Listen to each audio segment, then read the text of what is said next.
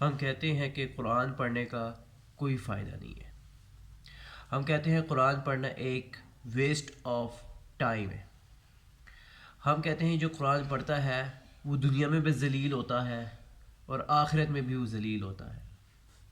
ہم کہتے ہیں کہ دنیا میں ہم آئے ہیں پیسے کمانے کے لیے.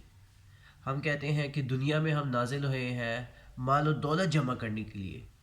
اور سب سے بڑی چیز ہم عزت جو ہے نا کمانے کے لیے آئے ہیں.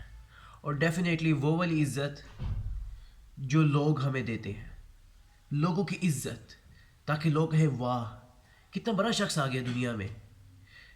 اس شخص کو دیکھو, اس کے پاس مال دیکھو, اس کے پاس چیزیں دیکھو کتنی ہے. مگر جب بات نماز کی آتی ہے تو ہم کہتے ہیں کہ چھوڑ دو.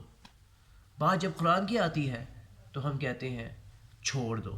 بات جب دعا کرنے کی آتی ہے تو ہم کہتے ہیں چھوڑ دو. بات جب ذکر کی آتی ہے اور وہ بھی اللہ تعالیٰ کی تو ہم کہتے ہیں چھوڑ دو.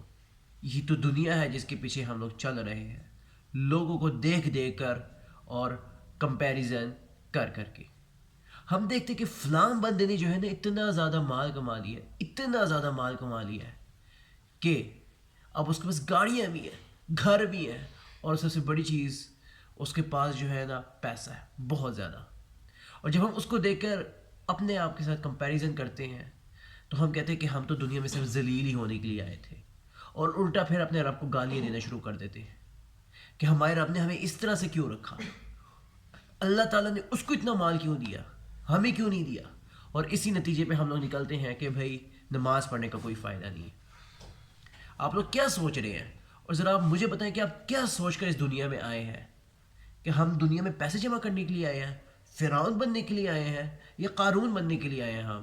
جی نہیں, ہم ادھر دنیا میں آئے ہیں صرف اور صرف ایک اللہ تعالیٰ کی عبادت کرنے.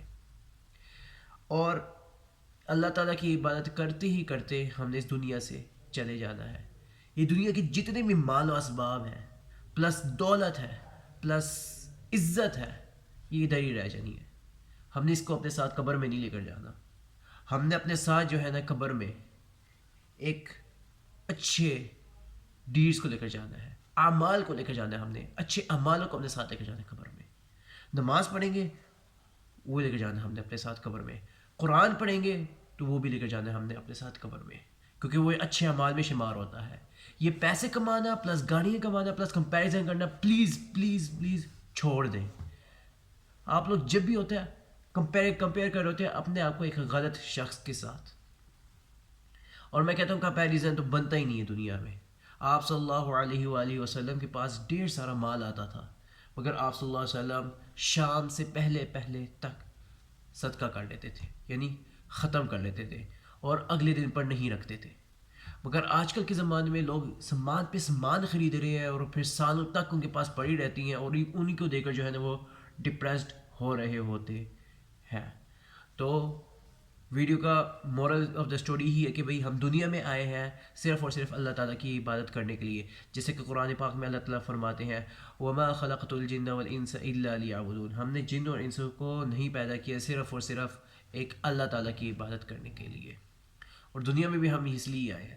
آپ صلی اللہ علیہ وسلم کی حدیث ہے طالب العلم فریضۃ علی کل مسلم و مسلمہ, علم حاصل کرنا ہر مسلمان لڑکی پر اور لڑکے پر فرض ہے.